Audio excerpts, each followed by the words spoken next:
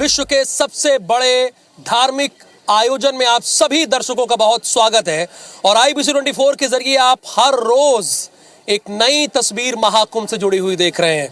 और जैसा कि आप जानते हैं, हम त्रिवेणी तट से ये लाइव बुलेटिन आपको बता रहे हैं, यानी लाइव बुलेटिन की खबरें हम आपको दे रहे हैं। तो पहली जो आज की खबर है अतुल्य कुंभ की, वो एक हठ योगी की है। आखिर इन योगी का हठ क्या है, इन्होंने क्या हठ किया हुआ है और इसके पीछे उनकी मंशा क्या है, इस महाकुंभ में आपको अपनी पहली रिपोर्ट के जरिए दिखाते हैं।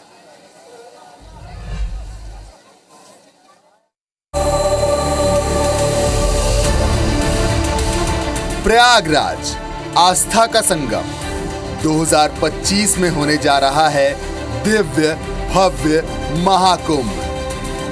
विश्व बनने जा रहा है महाकुंभ का साक्षी। कुंभ में आकर्षण के केंद्र होंगे हठ योगी बाबा। प्रयागराज में महाकुंभ मेला 2025 13 जनवरी से शुरू हो रहा है, तो इसके लिए अखाड़ों ने छावनी प्रवेश अभी से शुरू कर दिया है। इस कड़ी में सबसे पहले जूना अखाड़े ने छावनी प्रवेश किया। यहाँ पहुंचकर साधु संत अपने तंबू में रहने लगे हैं। तो जूना अखाड़ा में कई अजब गजब बाबा भी पहुंच रहे हैं। उन्हीं बाबाओं में से एक महेश गिरी बाबा हैं। महेश गिरी बाबा ने 9 महीने से विश्व में कल्याण के लिए एक तप जारी रखा है। बाबा का ये तप ऐसा है कि हर कोई उनको देखकर आश्चर्यचकित हो जाता है। ऐसा इसलिए क्योंकि बाबा ने तकरीबन 9 महीने से अपना एक हाथ उठाकर रखा है। यह एक हाथ उन्होंने नीचे ही नहीं रखा। इसे हठ योग कहते हैं। उनकी यह तपस्या आजीवन चलेगी। भारत में जप और तप जितने देवी देवता हुए हमारे सब भारत में हुए हैं। जितनी तपस्या करी है सब भारत में की है हमारे लोगों से, ऋषि मुनियों ने। कोई फलारी बन जाए तो वो भी एक साधना है, कोई खड़ेश्वरी हो जाए 12 साल को, वो भी साधना है। लेकिन ये हठ साधना है। नाग देवता है, क्या आकार लिख रहे हो जाने। ये देखो, ये चार फन ये है, 5 फन का नाग देवता है। इसी को हम जब उठते हैं तो इसी को नमन करते हैं। हठ योगी बाबा महेश गिरी का मानना है कि महाकुंभ जैसे आयोजन में बहुत तरह के साधु संत आते हैं, जो अपने हठ योग के नाम से जाने जाते हैं। उनका हठ योग सनातन की रख, जो अपने उठे हुए हाथ को शिव रूप बताते हैं। दिन रात वह भगवान शिव का जाप करते हैं। तो उनका संकल्प है कि इस हठ योग को वह आजीवन करते रहें। संदीप तिवारी, IBC 24 प्रयागराज। तो सभी अपनी अपनी तैयारी कर रहे हैं। तो हठ योगी बाबा की आपने हठ की पूरी कहानी सुनी। अब प्रयागराज एयरपोर्ट अथॉरिटी ने क्या इंतजाम करके रखा है, क्योंकि प्रयागराज एयरपोर्ट अथॉरिटी की भी बड़ी तैयारी है। कुल उनके पास 15 विमान की पार्किंग की व्यवस्था है, लेकिन तमाम VVIPs यहाँ पर आएंगे। इसी महाकुंभ के आयोजन में साक्षी बनने के लिए तमाम VVIPs भी आएंगे।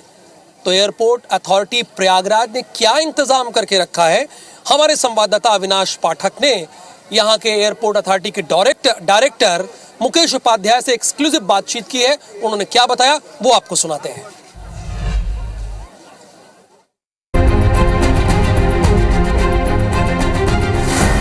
2025 महाकुंभ में करोड़ों की संख्या में लोग प्रयागराज आने वाले हैं। लाखों की संख्या में हवाई यात्री भी पहुंचेंगे।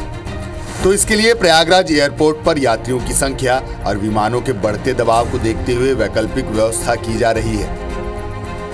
एयरपोर्ट अथॉरिटी ने विमानों की संख्या बढ़ने पर आसपास के अन्य एयरपोर्ट पर विमानों को पार्क करने की व्यवस्था की है। प्रयागराज से लगे 150 से 500 किलोमीटर दूर के लगभग 11 एयरपोर्ट को एयरपोर्ट अथॉरिटी ने चिन्हांकित किया है। चार्टर प्लेन की संख्या बढ़ने पर इन्हें आसपास के एयरपोर्ट्स में पार्किंग के लिए शिफ्ट किया जाएगा। प्लान के मुताबिक यात्रियों को उतारने के बाद विमान तुरंत पार्किंग के लिए दूसरे एयरपोर्ट्स पर चले जाएंगे। महाकुंभ के लिए एयरपोर्ट अथॉरिटी ऑफ इंडिया ने 4 राज्यों के 11 एयरपोर्ट से पार्किंग के लिए रिपोर्ट मांगी है। प्रयागराज महाकुंभ में दुनिया भर से श्रद्धालु आने वाले हैं। प्रोटोकॉल के बीच VVIP विदेशी मेहमानों के साथ चार्टर्ड विमान भी आएंगे। वहीं वर्तमान में प्रयागराज एयरपोर्ट की बात करें तो यहाँ एक साथ सिर्फ 15 विमान खड़े होने की व्यवस्था है। ऐसे में महाकुंभ के दौरान प्रयागराज एयरपोर्ट पर पार्किंग की व्यवस्था एक बड़ी चुनौती होगी। तो वहीं इससे निपटने के लिए ऑल्टरनेट पार्किंग की यह प्रक्रिया 13 जनवरी से पूरे महाकुंभ के दौरान लागू रहेगी। करीब 3 चरणों में हम ये काम कर रहे थे अपने डेवलपमेंट का, जिसमें 2 चरण हमारे कंप्लीट हो गए हैं। तीसरे चरण में हमारी इस बिल्डिंग का एक्सटेंशन है, वो अपने अंतिम चरण में है और उसको हम 31 दिसंबर या प्रथम सप्ताह तक उसको भी हम चालू करने की स्थिति में होंगे। वर्तमान में जो हमारी अभी पार्किंग व्यवस्था है वाहनों के लिए, वो करीब 200 थी पहले, वो बढ़ के अभी 350 हो गई है और एक सेक्टर और भी हम बढ़ा रहे हैं, तो उससे हम करीब 600 गाड़ियों की पार्किंग हम कर लेंगे। महाकुंभ के दौरान चित्रकूट एयरपोर्ट का उपयोग सबसे अहम होगा। इसे इमरजेंसी पार्किंग के लिए रिजर्व रखा जाएगा। वहीं प्रयागराज एयरपोर्ट पर एरोप्लेन की पार्किंग के अलावा और भी इंतजाम किए जा रहे हैं। एयरपोर्ट परिसर को और अधिक विस्तृत किया जा रहा है, परिसर को सजाया जा रहा और प्रयागराज एयरपोर्ट में यात्रियों के आने जाने के लिए एंट्री और एग्जिट के अलग अलग पॉइंट्स बनाए जा रहे हैं। मेला शुरू होती ही एंट्री और एग्जिट के दोनों पॉइंट अलग अलग हो जाएंगे। गाड़ियों के आने जाने के लिए 4 अलग अलग लेन होंगे। इसके अलावा एक साथ 600 से अधिक टैक्सियां और 10 बसें यात्रियों को पिक और ड्रॉप कर सकेंगी। मैं आपको बता दूं कि इस समय की जो स्थिति है, ये देखिए कि ये पूरा जो यहाँ पे निर्माण का कार्य चल रहा है और ये जो है ये अलग अलग ट्रैक यहाँ पे बनाए जा रहे हैं। 4 ट्रैक यहाँ पे आपको नज़र आ रहा है। ये जो पूरा ट्रैक है ये सराउंडिंग यहाँ से पूरा बनकर जाएगा और जब ये महाकुंभ चालू होगा उस समय एंट्री और एग्जिट के 2 अलग अलग पॉइंट हो जाएंगे, यानी कि जिस ओर से श्रद्धालु यहाँ पे एंट्री करेंगे उनके एग्जिट के लिए अलग से व्यवस्था होगी। वर्तमान में अभी एंट्री और एग्जिट का सिर्फ एक ही पॉइंट है, लेकिन ये पूरा जो कंस्ट्रक्शन वर्क आपको दिख रहा है कि किस तरह से वृहद स्तर पर यहाँ पे काम चल रहा है, तो ये जो खास तैयारियाँ की जा रही हैं ताकि आने जाने वालों को यहाँ पे दिक्कतें ना हो। यहाँ पे पार्किंग की एक बड़ी दिक्कत है, उसको देखते हुए एयरपोर्ट अथॉरिटी ने यह निर्णय लिया है कि लगभग 600 गाड़ियों की पार्किंग की व्यवस्था यहाँ पे होगी, यानी कि श्रद्धालु जब एयरपोर्ट से बाहर आएंगे तो लगभग एक साथ 600 गाड़ियाँ यहाँ से पिक और ड्रॉप हो सकेंगी। तो ये एक बड़ी व्यवस्था यहाँ पे की जा रही है। लगभग एक साथ 10 बसें यहाँ पे पार्क की जा सकेंगी और यहाँ से बसों के जरिए पिक एंड ड्रॉप करने की व्यवस्था की जाएगी। इस एयरपोर्ट पे जो अंदाज़ा लगाया जा रहा है कि तकरीबन पूरे मेले के दौरान 5 लाख से अधिक श्रद्धालु हवाई यात्रा यहाँ पे करने वाले हैं, यहाँ पे आने वाले हैं। तो उसको देखते हुए खास तौर पर एयरपोर्ट अथॉरिटी ने जो पार्किंग की व्यवस्था की है, खास तौर पर किस तरह से चार्टर प्लेन्स को, विमानों को कहाँ पार्क किया जाए, तो आसपास के जो 11 एयरपोर्ट हैं उनसे चर्चा की जा रही है और जो भी एयरपोर्ट में जितने विमान आएंगे वो यात्रियों को यहाँ पे उतारने के बाद फिर उनकी पार्किंग अलग अलग उन एयरपोर्ट्स में होगी और उन एयरपोर्ट से फिर वापस फिर लैंडिंग के लिए यहाँ लाया जाएगा। अगर इस तरह की व्यवस्था होती है कि ट्रैफिक की प्रॉब्लम हो रही है तो चित्रकूट एयरपोर्ट है उसको इमरजेंसी पार्किंग के रूप में यहाँ पे यूज़ किया जाएगा। तो ये एक व्यवस्था जो है वो एयरपोर्ट अथॉरिटी ने यहाँ पे की है। इसके अलावा मैं आपको बता दूं कि ये जानकारी मिल रही है कि विदेशी मेहमान और VVIPs के लगभग 200 से अधिक चार्टर प्लेन्स जो है वो यहाँ पे लैंड करने वाले हैं। तो इन तमाम व्यवस्थाओं को देखते हुए व्यवस्था बनाने की तैयारी यहाँ पे की जा रही है ताकि जो भी मेहमान प्रयागराज में आने वाले हैं उन्हें किसी तरह की दिक्कतों का सामना न करना पड़े। कैमरामैन राजा गुर्जर के साथ अविनाश पाठक, IVC24 प्रयागराज। तो आपने देखा कि एयरपोर्ट अथॉरिटी ने क्या इंतजाम करके रखा है। प्रयागराज एयरपोर्ट अथॉरिटी से आप रिपोर्ट देख रहे थे हमारे संवाददाता अविनाश पाठक की। अब आपको बता देते हैं जैसे कि इस बार का जो महाकुंभ है भव्य दिव्य के साथ डिजिटल महाकुंभ का नाम दिया गया है। तो इस बार कई नई चीजें इंप्लीमेंट की गई हैं। अब जैसे अभी प्रयागराज में आप आते थे, स्नान करते थे, साक्षी बनते थे, चले जाते थे, लेकिन इस बार ऐसी व्यवस्था की गई है, यहाँ पर डोम सिटी बनाया गया है कि प्रयागराज पूरे महाकुंभ को आप अपनी आंखों से निहार सकें। तो ये डोम सिटी की बड़ी खासियत है, यानी 360 एंगल पर आप देख पाएंगे पूरे प्रयागराज महाकुंभ परिक्षेत्र को। इसी पर आधारित एक रिपोर्ट है, आप इसे जरूर देखिए।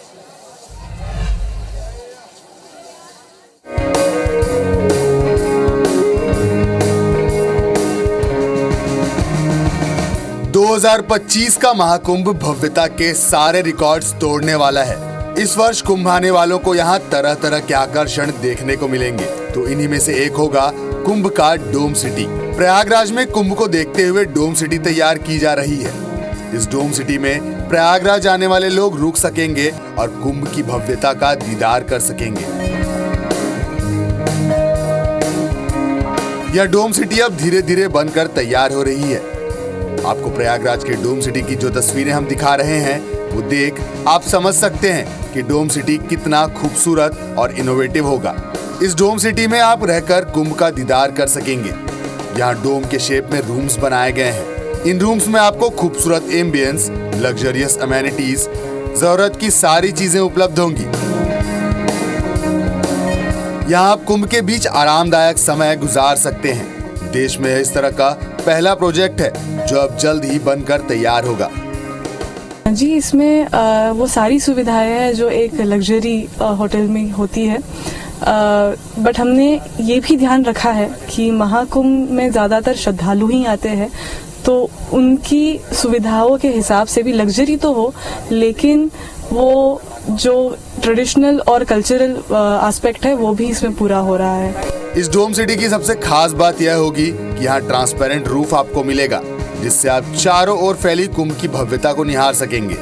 आप अपने डोम सिटी हाउस से आसपास के नज़ारों को देख सकेंगे और यह एक्सपीरियंस अपने आप में बेहद खास होगा। Bureau report, IBC 24। अच्छा, ये तो आपने डोम सिटी देखा कि किस तरह से बनकर ये तैयार हो गया है, बड़ा भव्य है। हालांकि इसका एक दिन का रुकने का जो रेंट है वो बहुत महंगा है, बहुत ही कॉस्टली है, बहुत लोगों के आउट ऑफ बजट भी है। लेकिन ये मन में कभी आपके प्रश्न चला, लगातार आप देख रहे हैं 13 दिसंबर से एक्सक्लूसिव कवरेज आप IBC 24 पर देख रहे हैं कि ये प्रयागराज किसके नाम पर बना है, इस प्रयागराज शहर का नायक कौन है, ये आपके जहन में कभी गया? तो मैं आपको बता रहा हूं, प्रयागराज शहर का नायक भरद्वाज है, महर्षि भरद्वाज।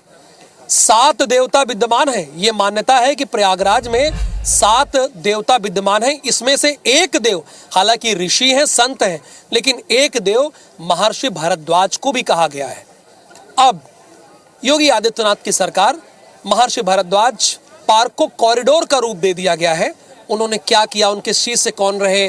चरक आयुर्वेद की जो जनक है उनके शिष्य रहे, और ये विश्व के पहले कुलपति थे।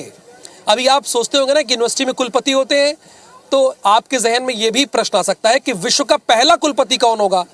तो विश्व के पहले कुलपति महर्षि भरद्वाज थे। उसी पर आधारित हमारी टीम ने एक स्टोरी कवर की है। मैं खुद गया था और मेरे कैमरामैन अजय गुर्जर गए हुए थे। ये स्टोरी आप जरूर देखिए, एक्सक्लूसिव है। मेरे ठीक पीछे आप जिन्हें देख रहे हैं, ये प्रयागराज के नायक हैं, और ये वही हैं जिन्होंने प्रभु श्री राम, माता सीता और लक्ष्मण को जब यहाँ आए थे तो स्वागत किया था, और उसके बाद कहाँ जाना है, प्रभु श्री राम को उन्होंने मार्ग बताया था कि यहाँ से चित्रकूट जाना है। ये भरद्वाज जी ने बताया था। आइए इनके आश्रम चलते हैं, जो अब तो भरद्वाज कॉरिडोर के नाम से बना दिया गया है। उसकी क्या मान्यता है वो अपने दर्शकों को दिखाते हैं।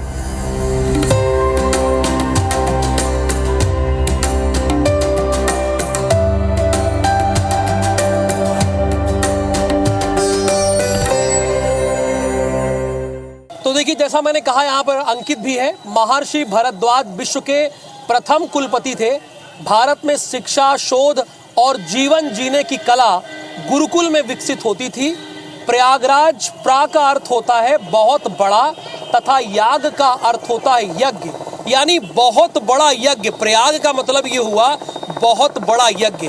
तो चलिए, ऐसी ही भरद्वाज मुनि की और क्या कहानी है जो ग्रंथों में दर्ज है वो आपको बताते हैं। अब बाकायदा इसे भरद्वाज कॉरिडोर बनाया जा रहा है। देखिए, पहली तस्वीर में हम दिखाएंगे कि यहाँ पर देखिए कुछ चित्र अंकित किए गए हैं। ये भरद्वाज जी को दिखाया गया है, और माता सीता है, प्रभु श्री राम है और लक्ष्मण है, जो यहाँ पर आए थे। भरद्वाज जी ने इनका स्वागत किया था, और उसके बाद जब प्रभु श्री राम ने पूछा था कि इसके बाद महाराज श्री हम कहाँ जाएं, तो भरद्वाज जी ने बताया था कि इसके आगे आप चित्रकूट जाइए, वहीं पर आप निवास की, वहीं पर आप रहिए। ये देखिए, निषाद राज की तस्वीर इसमें दिखाई गई है। यहाँ पर अनुमति लेते दिखाई दे रही है। भरद्वाज जी यहाँ पर बनाए गए हैं। और ये देखिए, भरद्वाज जी चूंकि विश्व के प्रथम कुलपति थे, तो इनके निगरानी में 10,000 विद्यार्थियों से ज़्यादा शिक्षा दीक्षा और वहीं रहते थे। इन्हें ब्रह्मांड का ज्ञाता भी कहा था, तो वो भी दिखाया गया है। यहाँ पर ये तस्वीर देखिए, कॉरिडोर भव्यता के साथ अभी बनाया जा रहा है। तो प्रयागराज महाकुंभ परिसर में ही आप ये भी देख रहे हैं, जिसे यहाँ पर विकसित किया जा रहा है। ये देखिए तस्वीरें आप देख सकते हैं, कॉरिडोर का इसे रूप दे दिया गया है। और ये आश्रम है, ये आश्रम है, बाकायदा यहाँ मंदिर है, आश्रम क्या बल्कि मंदिर है। कॉरिडोर के बाद ये मंदिर है जहाँ पर लोग दर्शन करने आते हैं। देखिए, महर्षि भरद्वाज के शीश से अग्निवेश हुए, जिनको हम चरक भी कहते हैं। चरक ने महर्षि भारद्वाज के आयुर्वेद के सूत्रों को संकलित करके चरक संहिता लिखी। तो आयुर्वेद के जनक हो, अर्थशास्त्र के प्रणेता हो या धनुर्वेद के ज्ञाता हो, ये सब महर्षि भारद्वाज के ही शिष्य थे, जिनका अब भव्य कॉरिडोर बनाया जा रहा है। बेटा, यहाँ क्या करने आई हैं आप? भारद्वाज आश्रम घूमने आई हैं? हाँ, इनके बारे में क्या जानती हैं? ये मतलब एक ऋषि थे। ओके, इनका आश्रम है यहाँ पे। क्या नाम है आपका बेटा? अनिरुद्ध सिंह। अनिरुद्ध सिंह भारद्वाज जी के बारे में क्या जानते हैं? घूमने आए यहाँ पे? मतलब मैं काफ़ी बार आता हूँ कि और मतलब मेरे को यहाँ पे राम जी आए थे और यहीं पे उन्होंने रुके थे, क्या कहते हैं पहले, तो ये छोटा बच्चा है, भी हुआ है वहाँ पे। राम जी आए थे और राम जी जब यहाँ पे आए थे तो भारद्वाज जी ने उन्हें बताया था कि चित्रकूट में रुकिए। भारद्वाज के आश्रम की क्या मान्यता है? मान्यता ये है कि यहाँ पे जो कोई आते हैं, जो भी मांगते हैं, उनकी मान्यता भाई पूरी होती है। मंदिर वगैरह जो लोग जाते हैं, ये चीज़ है। बुक्स वगैरह भी यहाँ मिलती हैं, सब पुरानी बुक्स हैं, जो भी अगर आप लेना चाहें वो खरीद सकते हैं, बच्चों के पर्पज से पढ़ने के लिए या अपने अब तो पूजा। ये काफी बड़ा बना दिया गया है। हाँ, काफ़ी बड़ा बना दिया गया, काफ़ी अच्छा भी है। बच्चों के लिए एक्सरसाइज की मशीनें भी हैं अंदर, बच्चे आते हैं, मॉर्निंग में भी आ सकते हैं आप। तो यहाँ क्या घूमने आए हैं?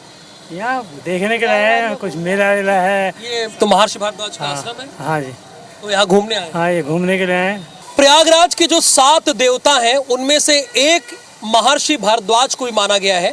हालांकि ये ऋषि थे, लेकिन इसके बावजूद इन्हें देवता का रूप दिया गया है, चूंकि इन्होंने शिक्षा का विस्तार किया और विश्व के पहले कुलपति थे। और आपने देखा ही कि किस तरह से अब इनका भारद्वाज कॉरिडोर बना दिया गया है। प्रयागराज महाकुंभ की सबसे खास बात ये भी है, तो हमने कहा इन तस्वीरों से भी आपको अवगत कराएं और प्रयागराज के 7 देवताओं से भी आपका परिचय कराएंगे। फिलहाल हमें दीजिए अभी अनुमति। कैमरामैन अजय गुर्जर के साथ राहुल सौमित्र, प्रयागराज। तो विश्व के पहले कुलपति से हमने आपको मिलाया और प्रयागराज शहर के नायक से आपको मिलाया। अगर कोई आपसे प्रश्न करे तो इसे जरूर बताइएगा कि प्रयागराज का नायक कौन है और विश्व का पहला कुलपति कौन है? महर्षि भारद्वाज। फिलहाल अतुल्य कुंभ के इस बुलेटिन में साक्षात त्रिवेणी घाट से मुझे अनुमति दीजिए, लेकिन आपको बने रहना है IBC 24 के साथ और अतुल्य कुंभ के साथ, चूंकि यहाँ पर रोजाना आपको महाकुंभ से जुड़ी हुई हर एक कहानी जानने को मिलती है। मुझे दीजिए अनुमति। नमस्कार।